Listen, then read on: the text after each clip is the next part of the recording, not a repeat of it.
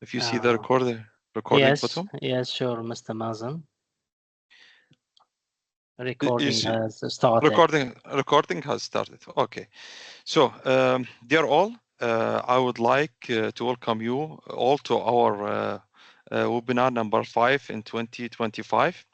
This webinar will be regard to universal data-driven permeability estimate by connecting MICP Big Data Analytics to be presented by Mr. Yomi Raheem from the University of Texas at Austin.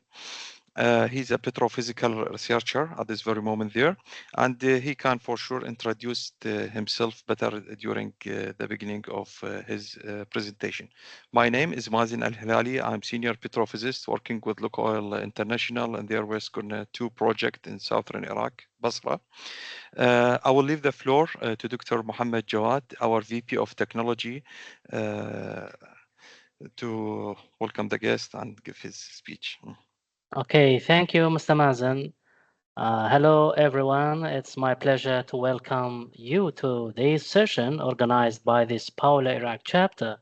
My name is Mohammed Jawad Zainul Abedin, and I serve as the VP of Technology for the SPWLA Iraq chapter.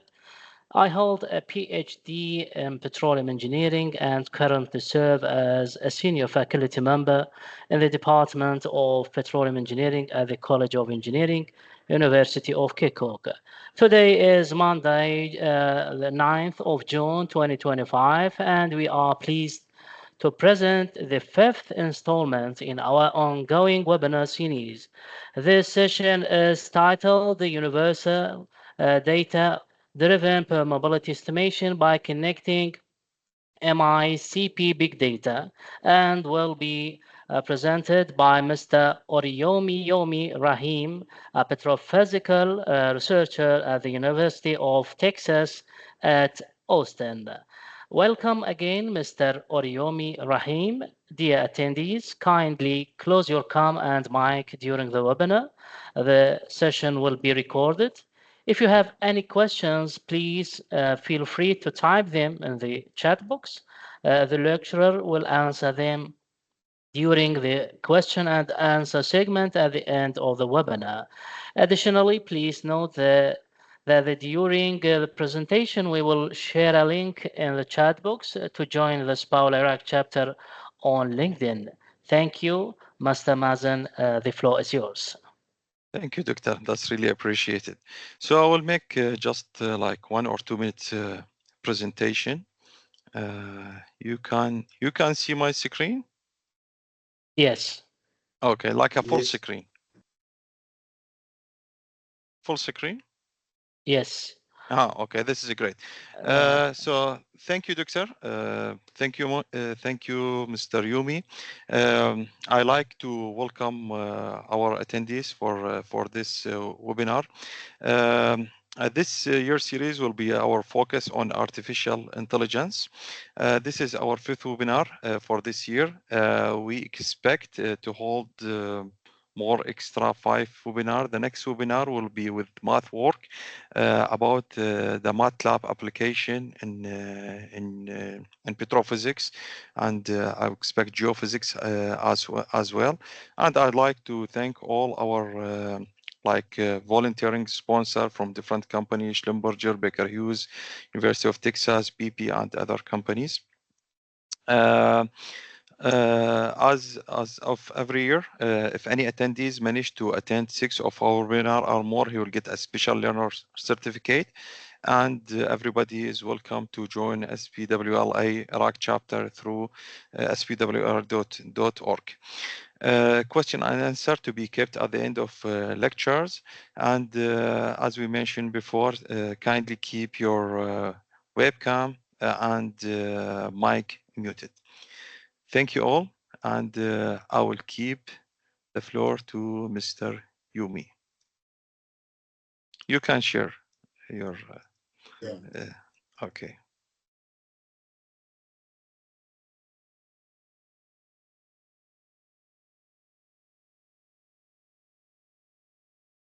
Okay, can you see my screen? Yes.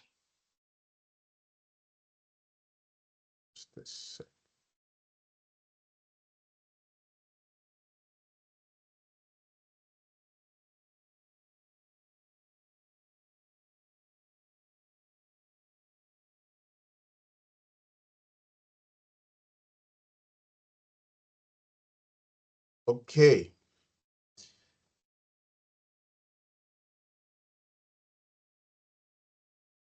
Yeah, so good evening, everyone. It's morning out here in Texas, and it's a great honor to present this in front of you guys. Unfortunately, I wasn't able to present this in Dubai at the just concluded SPWLA because of some issues. But now this is a very good opportunity to now present it. So, anyways, a very small introduction about myself. I have a bachelor's, master's, and also trying to get a PhD all in petroleum engineering. And I have a couple of work experiences, that span across reservoir engineering, petrophysics, and production. But now let's dive into why we're here.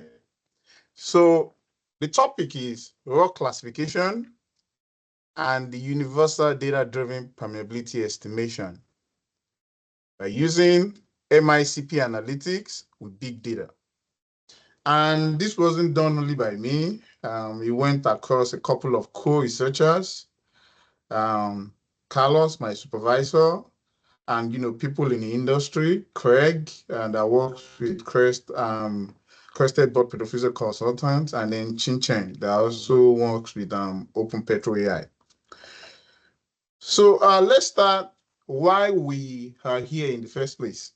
So this actually started because we have different authors that have proposed some ways to actually extract some characteristics of MICP. So, what I'm trying to say is that starting from the first person, Purcell, what Purcell has done is that he was trying to integrate, the entire full pore size distribution using just the length between, the maximum water saturation and, the yield water saturation, in an MICP curve. Then the next thing was that we had another person that was said, okay, we can also get some permeability estimate using porosity and irreducible water saturation alone here, which is Timor, that came in 1968. Then, we have Granberry and Killan in 1977 that said just before the initial irreducible water saturation, you can have, so what he has done is he built a fractal model, to fit, this range of curve and see how that relates with permeability. Then we also have Katz and Thompson that said, well, at that percolation threshold, more like the displacement pressure, you can relate that with permeability. Then we had Winland that said, okay, at 35 degrees radius, more like at 50% saturation of mercury, you can relate that with permeability. Then, we had Swanson, which is the industry standard. So what Swanson has done is that he has used that intermediate saturation just before the irreducible water saturation to come up with an empirical formula that, that predicts permeability, or that models permeability rather. So what we're saying here is that while all these authors, they are picking some points, on this curve to actually relate to permeability, we have noticed that all these different points, they all have, some form of relationship with permeability. So now, how can we actually justify the best one to do? Is it by using all these points and then comparing? Of course, you're going to be leaving some points out of this. So we came up with a mathematical function that has to be universal. It's going to be universal because based on any type of rock or any type of field, we should be able to model permeability with our model. So what we're saying here is that rather than pick points that all these authors have done, we are trying to model the whole MICP curve. And then this modeling all this MICP curve, we're going to be characterizing every part of it. So it's going to be more inclusive. And overall, we would relate whatever optimized parameters that we get from this feeding function, we are going to relate it with permeability. On the left is MICP, as you can see, this is the function. And on the right, if you convert MICP, we all know when you convert MICP into portrait radius distribution, you would see the macropause and the micropause, in case we're dividing this into two. So we're saying that if we're able to model this MICP and get these optimized parameters, those optimized parameters can be related to permeability. And this is going to be much more universal because we are not point picking like the authors have done in the literature. Okay, so we all know permeability is a fundamental reservoir property. It governs the flow in porous media and it influences reservoir performance. So if you can leverage on this, we would get something pretty good, right?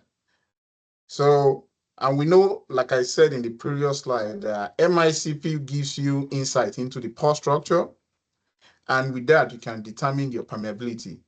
Overall, we'll be having a framework that is data-driven, and if you are able to have a model that can generalize different geologies, we would have a big data analytics that can transform the future of permeability modeling.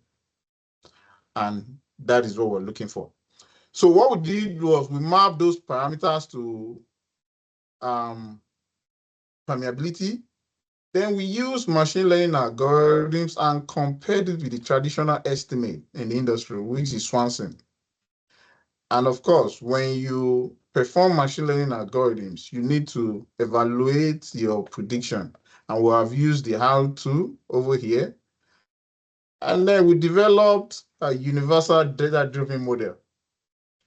And one of the ways to evaluate your model is by performing uncertainty modeling, something like sensitivity analysis to be sure of what you did. And lastly, we didn't just do this just for core samples and kept them in the lab. We actually upscaled these to well-log depth to showcase that these GEV parameters can actually be used in the industry. Okay, so the workflow here was divided into 4 parts to make it easier. The first thing is we feed it using the general extreme value CDF. Then we got our optimized parameters. I will get to the meaning of each of these optimized parameters. Then from that, we quickly estimated permeability from those parameters. And of course, we need to compare the traditional estimate, which is Swanson. The second part is, we took these parameters and we used them in rock typing. After we did that, then we did the normal machine learning way, which is to train and validate, and then performed optimization. We built a model, and then we feed the test data as the third part. And we did a couple of uncertainty quantification and sensitivity analysis. And last part of it is using this classification and these optimized parameters. The big thing here is that, we upscaled. We upscaled water saturation to well logs, using this as a get function. And then we compared with arches. So next, we were able to get diverse field data set that covers, every type that from, low permeability to high permeability. And then the lithology actually varies, from carbonate to siltstone to shaly sandstone. This is because we're looking for something universal. And we're able to get 211 samples. 211 samples of MICP, it's a lot. And when I say 211 samples, I mean, we all know that from each MICP point, you can have about 100 points on each MICP. So I'm trying to say an average of 100 points per MICP sample. That is, and we have 211 of them. So I'm trying to say that overall, we have about 21,000 data points. Okay, and what I want us to focus here is that we actually even have something regarded as the unconventional. Yes, I know, in the industrial conventional, they mainly talk about, shale and the like. But this year, you would see the characteristics trend of this that is different from the others, because you see that it has high porosity and low permeability. And, we're actually saying this so that, our model is not just, for the conventional carbonates and conventional sandstone. We actually did the unconventional. And, we can say that based on this, we have wide variability, because as you can see, we have marine mud, we have a couple of them all across different geologies, different lithologies. Okay, so the first part of it, which I said was the MICP feeding, I'm going to go into that. So what we've done is we have fit the GEV distribution into the MICP data set, and then we extract those optimized parameters. Again, I would explain the meaning of those optimized parameters. So this is the equation right here. Over here, we have used the water saturation as the dependent variable. And then our X over here is the pore throat radius. So this pore throat radius can actually be calculated from capillary pressure. And then we have a couple of parameters that I said I was going to talk about. And we also estimated our mode, which is one of the important parameters you can estimate from this GEV. And after we did that, we now differentiated our CDF to get a PDF model of, that water saturation versus the pore throat radius that I showed earlier that was on the right side. Okay, so now, we are not just looking for a mathematical function that can fit perfectly, but we're looking for one that carries the intrinsic petrophysical properties of MICP curve. So now, work with me on this. The first thing is, imagine a bimodal distribution. And what I've done here is that I've just broken it down into, two separate Gaussian distribution. So the blue and, this orange, those are like each ones. And when you combine them, you would see, the curve here showing a bimodal distribution, but in this case, as a CDF. Now, let us talk about the PDF to show it better. So when you differentiate this, you actually have something like this. So what I'm saying here is that we have this orange, which is more like the macropores. We have the blue, which is the micro. And then both of them shows an example of a bimodal distribution, right? So now, when we feed GEV into this, those parameters that I explained earlier, what do they actually mean? Starting from the first one, the mean. This mean value is the dominant pore throat radius for macro and micro. So now, again, going back to the motivation behind our research work, we're not just using points. We want to use every part of that curve. So starting from the first one, this mean here is the mean value of that dominant pore throat radius that has been used in the industry. But in most cases, they only use the macro, they don't use the micro. So you see here, we're trying to say that every part of it will be characterized. Then the next one is the scale, which is more like the standard deviation. This standard deviation can relate to, the pore throat index, that we see in book scoring model. It can give that PCS exponent that you also see in the book scoring model. And it's also an example of, it can give you an idea of the sorting. As a matter of fact, when you do laser grain size analysis, that standard deviation is the sorting. So now we have something again that has petrophysical meaning. Then the next part is that shape factor that actually tells you the skewness. You agree with me that, in most cases in the industry, whenever people feed, they assume Gaussian distribution. But the thing is that sometimes it's not Gaussian, especially when you have different depositional environment like high or low. So again, our model has something that explains that. Then lastly is those optimization weights. So now, when you feed, you agree with me that if this it's a unimodal distribution, the W1 is going to be way lower because it's going to be mainly macro. So we have something by feeding and having this number, it already tells you if your core sample is dominated by macropause or micropause, which are the weights. So you can give a fraction of that surface area or that volume occupied by either the dominant macropore or dominant micropore. So now you would see that this was one of the reasons we took this, because he has petrophysical meaning. Moving forward. So now the last part is that it can give us entry pressure, and I will explain how that goes. So we know what the entry pressure is. That pressure at that where you start having displacement, and then your water saturation starts to decline.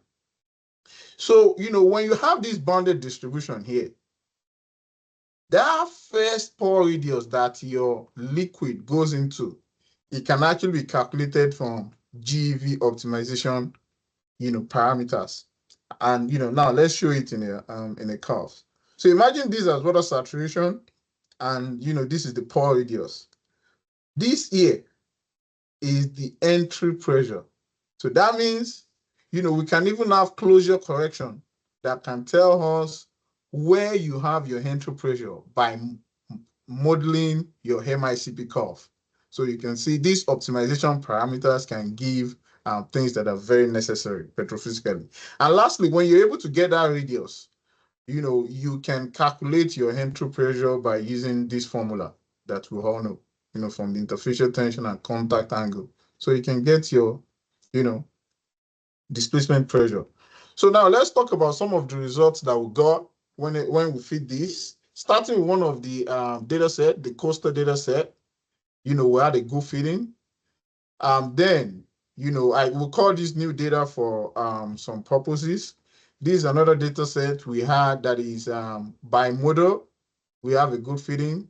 And then the KGS data set, this is also quite public, that is mostly dominant by macropause. We still have good feeding.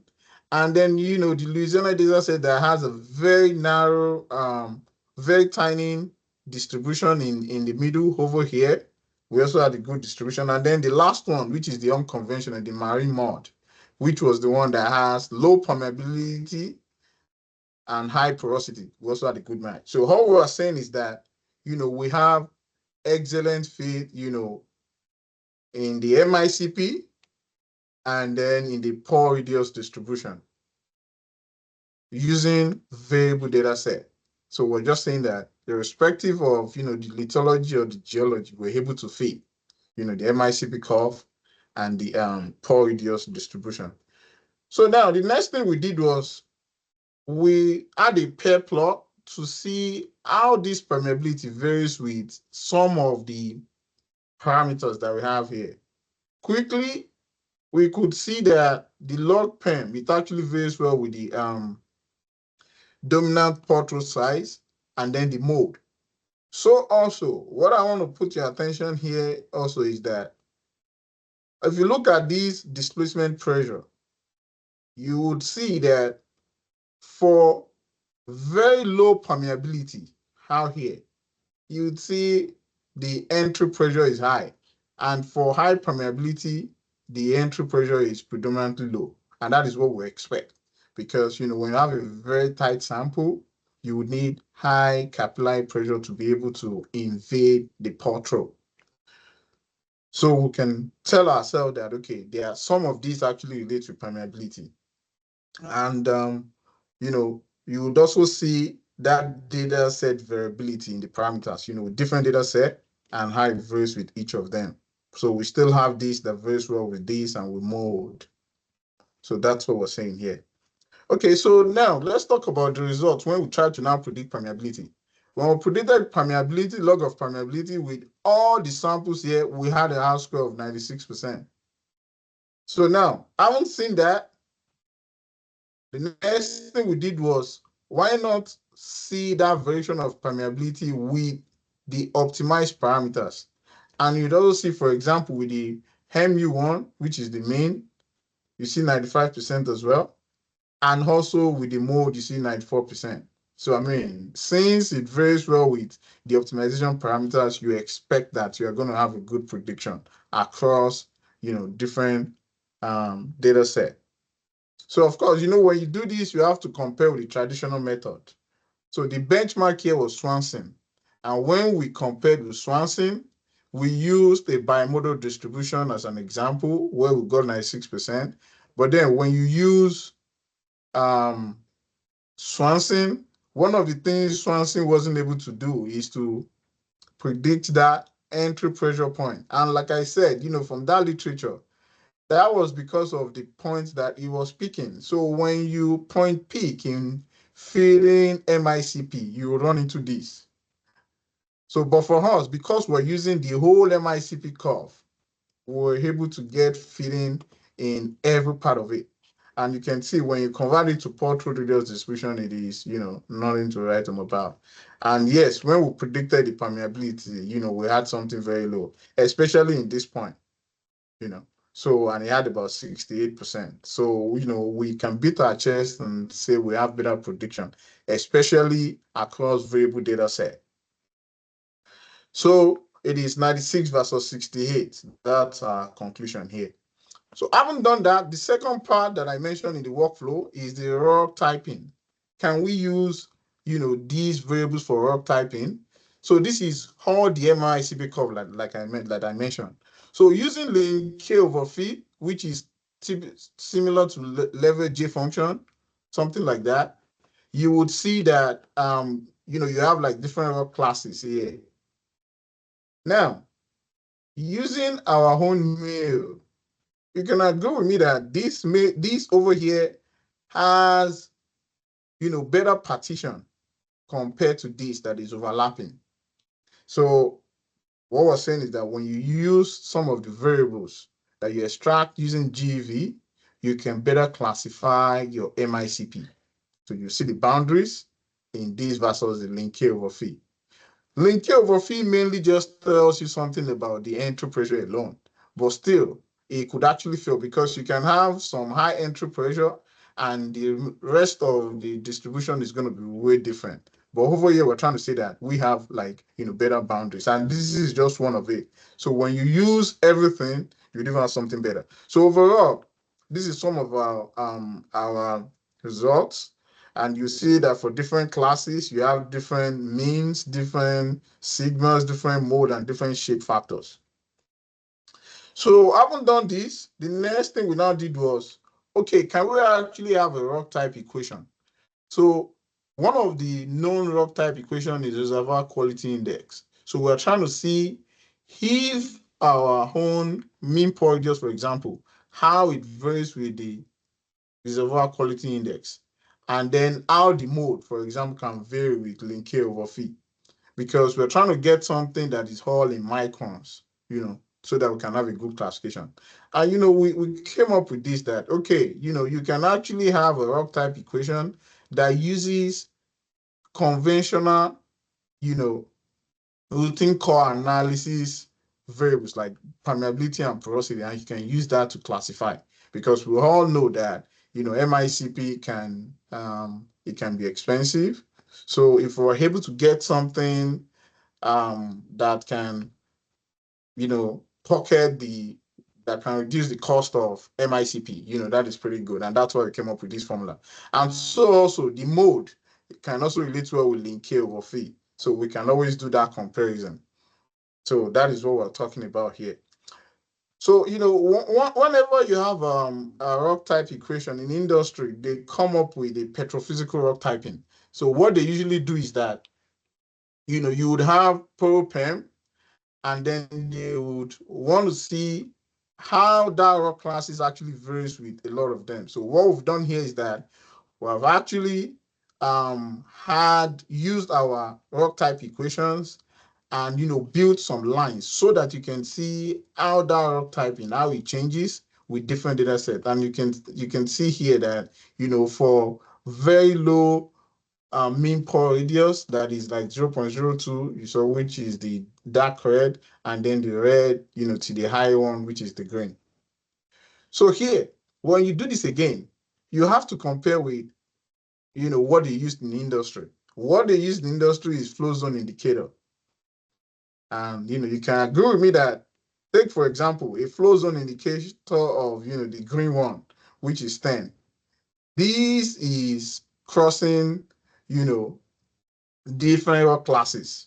Because for example, this rock class is definitely different from this. So if flow zone indicator is trying to say that this is same, it's pretty wrong. And similar to this. So, the best lines are usually like this, and which is what we're saying from this radius that, this is better than the flow zone indicator. So having done all this, the next thing is that we now came up with machine learning algorithms that, okay, since we have gave parameters, why not try to predict permeability from those fitting parameters? So the output is permeability, and of course, we're going to use porosity. Then the parameters are going to be scale, location, shape, and the entry pressure that I explained earlier. And lastly, even when you have all this, there is a very important part of machine learning that improves your prediction, which is the raw classes. So prior to predicting, you need to come up with the raw class that I've showed in the previous slide, and that would also act as one of your input feature. Okay, so what we did was something conventional. So we'd have a trend point and then blind test data. So I've done this here just to explain that this is just a sample. So the algorithm that we did is going to pick a complete sample from each of these as the test and use the rest, for training. So for example, here, we have used this new data for testing. I will train with this. And then the next set is going to use, for example, the marine mode and so on and so forth. So that was what we did. Now let's talk about the results. So, when you use even the most linear regression, you would have something not bad, but it's not the best. 63% using ridge, random forest 78%, and then neural network is 68%, unfortunately. But then, what this thing suffers from is what I have in the next slide, which is classification. When you now bring in your raw classes, you see some improvement in the ridge. Random forest does not change because it's a tree-based algorithm. So it actually performs classification itself. So even when you add classes to random forest, you probably will not have anything better. But then, the neural network improved. As a matter of fact, there was times where it was even like 93%, 93 to 94%. But we chose this to be conservative. Like, okay, see, this is the lowest that you can have, but you can actually have highest, to like 95%, depending on what you use as your strain and your test. So these are average numbers. So then, the last part of it was that we now perform sensitivity analysis. What we've done is that we added some noise, to the train data, and then predicted that. For example, on the left side, you would see +1 standard deviation as the green, and then -1 standard deviation as the purple. So you still see it's bounding. But then when you start increasing the standard deviation, that means when you start adding more noise, you start seeing the shift.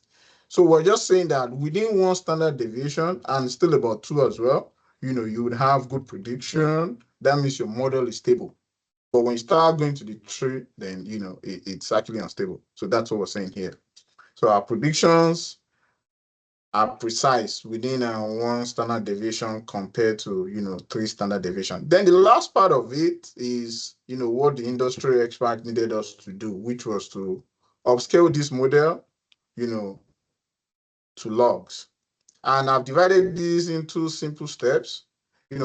Imagine you do have a core data set, fit GEV to your MICP, extract the parameters, Then the next thing is that you need to estimate those parameters at the log depth. I haven't done that. Keep that aside. Then go to your logs, estimate, your height above free water level, from your Kelly bushing and free water level. Then you can calculate your reservoir pressure from that and convert to MICP. Then you can get your pore radius. Then, from that pore radius, you can actually estimate water saturation using the GEV function. And of course, whenever you estimate that, you have to compare with, an industry standard, which, for example, here we have used ACHIS. Here are the results for one of the data sets, which is the coastal data set, because it was way complete. So this is the pay zone and this was where, of course, this was where they extracted the core sample from. So the deep blue, it's GV, while using ACHIS is the CN. And then we've also calculated the bulk volume, from that. And this is the pore radius distribution from all the samples that we got. So what we're saying here is that ACHI is known to overestimate water saturation, and then we all know why. We have a model that is quite comparable that we think is much better than Hatch's, especially because it uses the inherent characteristics of MICP, and it does not rely on empirical numbers, empirical exponents like saturation exponent and cementation exponent that you have to extract and do a lot of. You don't even know the right one because it changes with depth and changes with saturation. So that's what we're saying here. So then we'll conclude with the fact that we have a universal model that has, very broad applicability. And you can see that both in unconventional and conventional rock samples, we have good fitting. The optimization parameters we got, it correlates with permeability. And, I showed, for example, a 95% R squared. We also saw that Swanson's model overestimate permeability, especially in dual pore networks, which is dominant in carbonate samples, especially for tight sandstone and marine mud. And we're able to upscale that water saturation from MICP. So we're trying to say this is way reliable because it reflects the pore space. Unlike hatches that depend on, exponents that, we have to always extrapolate. And our last slide is going to be recommending that, you need to do parallel classification as part of your training prediction because, also show that it improves the result. And make sure your training wells, it covers, as much measurement as you have. You should have a big database for you to be able to, have accurate permeability prediction. And if you want to use linear machine model, what we saw is that, you need alpha regularization.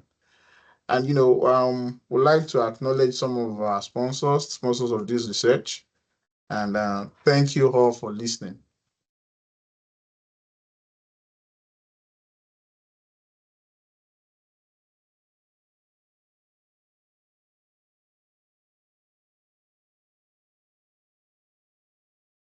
Mr. Mazen, are you there?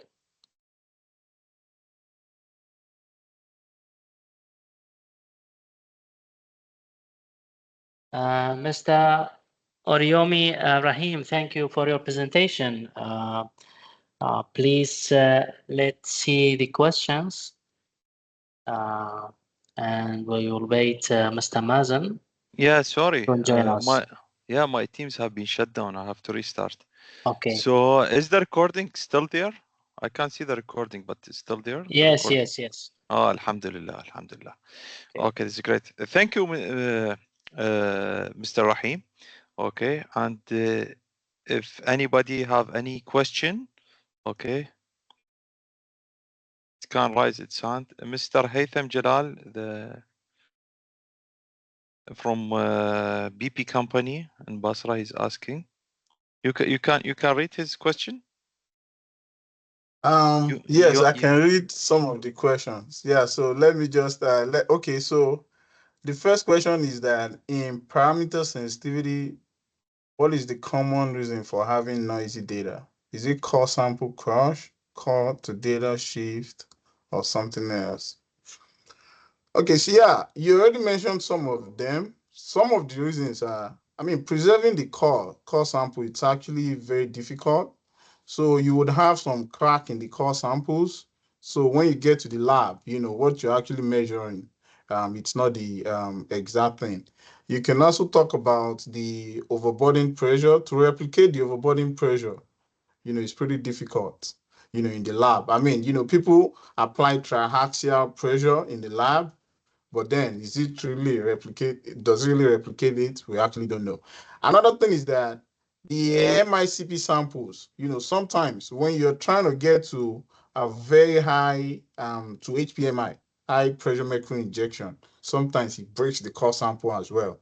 So those are some of the reasons why you can have so for the core to data depth shift, I think that has actually been solved. We have a couple of software, TechLog does it, IP does it. You can actually do the shifting, you see? And then when you are able to calculate your porosity, you know, porosity can easily be estimated from bulk density and neutron porosity. And, you know, so those can be, but I think mainly it is preserving the core samples, some cracks you have, and there are some uncertainty in measurements in the lab as well. And you know, those are some of the reasons that you can have noisy data. And that's why we added noise, you know, for the one standard deviation. The second thing is, have you used NMR data to modify the model for pore size distribution? Okay. So to modify the model, you know, we do not actually need to modify the model based on what I know. Have I fit this with NMR data? Yes, I have. And it actually fits very well because, you know, you can always convert your NMR data, you can convert it to CDF. So when you convert that to CDF, you can still fit GV. As a matter of fact, it's one of the research work that, you know, that I'm doing for a new student out here. So yes, it fits well. So do you really need it to modify your distribution? No, you don't need to. They measure two different things, right? MICP is pore through radius distribution, while NMR is pore size, is pore body size. They both have, one is area based, while the other is volume based. So whatever, you know, parameters you get from each of them, you can actually use them to predict your permeability. In the industry, which one has actually helped us predict better? It is MICP, not the NMR. As a matter of fact, I also have some publications that have actually predicted PC, capillary pressure from NMR. So they are well related and well correlated. So you really don't need to modify, you know, based on the research that I've done and the one that is still going to be in, that I'm going to publish on. So, and then the last thing is there a difference in data biasing from dealing with carbonate and sandstone? Exactly why, you know, GEV is pretty good.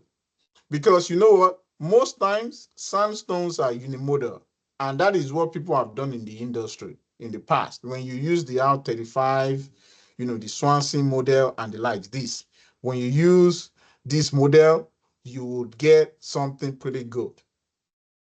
So, but what we're saying here is that, you know, when you use our model, you'll be able to you know, there's no data bias, and that's just what I'm saying, especially when you're using those GEV parameters. There's no data biasing.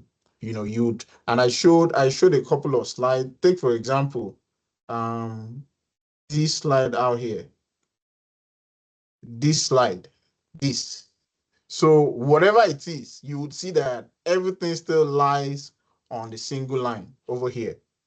I don't know, maybe let me see if I can. Yes, so this is, so you see that log permeability still relates with this. So no matter if it is sandstone or carbonate, as long as it's an MICP, So MICP reflects the effective pore space. That's what we're saying here. So there's no data biasing, be it sandstone, be it carbonate, you're good. So, and then the, let me see if there are some other questions here. Do you have separate model for sandstone and carbonate? No, you don't have to. That's what we're saying here. As long as you have an MICP, you do not need to, because they both have parameters that can be related to permeability, be it carbonate or sandstone. So I hope I've answered that. Cyril. The other thing here is that recommend to double check cross-plot min-max value on both graphs with blind test data. Do not, okay. So, I actually don't understand this question. Asking if you can ask better, I would appreciate. So the other question I have here is that, what is the physical significance of the parameter mu in your equation in terms of petrophysics property? Yes, so this slide answers that question. So the physical significance of that mu is the mean value of the dominant pore throat radius. So either the macropore or the micropore, that is the value here. And this value here, there are a lot of them in literature, from Winland Hal 35, to Swanson's parameter.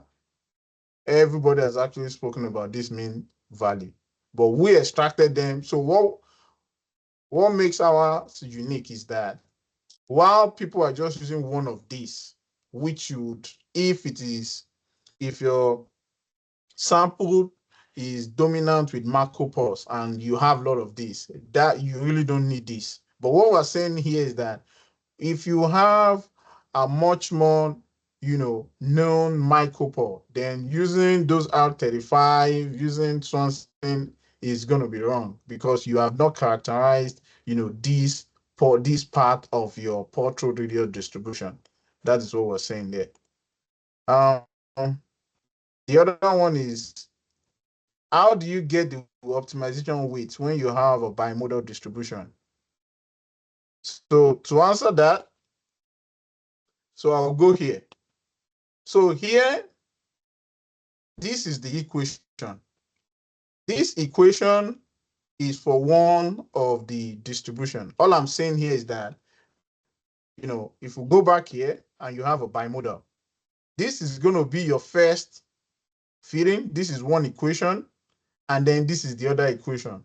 So in your optimization algorithm, you attach the weights, when you're optimizing.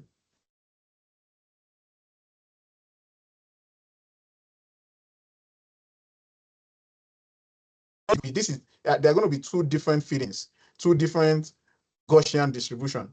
So what I'm just saying is that this formula is going to be, all this is going to be one, then plus the other one. So while the first one is, and the macropore, the second one is going to be the micropore. So is the data set mainly targeting sandstone lithologies? No, I showed everything. It targets every other one too. So it's not just sandstone. You would see, we have carbonate, we have marine clastics, we have, sandstone, we have carbonate, we have fractured carbonate, and we even have shelly sandstone and carbonate. So it targets different lithologies. Is the data set of MICP used already surface corrected? Okay, so you don't need to correct when you're feeding, because it still reflects the pore space. When you need to correct is when you are upscaling, and that is the essence of this slide here. So when you're upscaling water saturation to logs, this is where, you convert. You can see the MICP to reservoir pressure. And then, you have your height above free water level. So this is where you convert. Okay, next question. Okay, I think, that is the question that I have for now. in case there's any other question, you can type or you Yes. can Anyone? Thank you, Yomi. Anyone from the attendees like to jump in and ask directly, Mr. Raheem? Yes, anybody can ask. That's fine. Yeah, can open. Okay, no problem. I saw Mr. Haytham is asking for a lecture slide. You tell me you send us the lecture slide, I believe. Yes, I will. So there's a It question is here. shareable. It is shareable. Okay.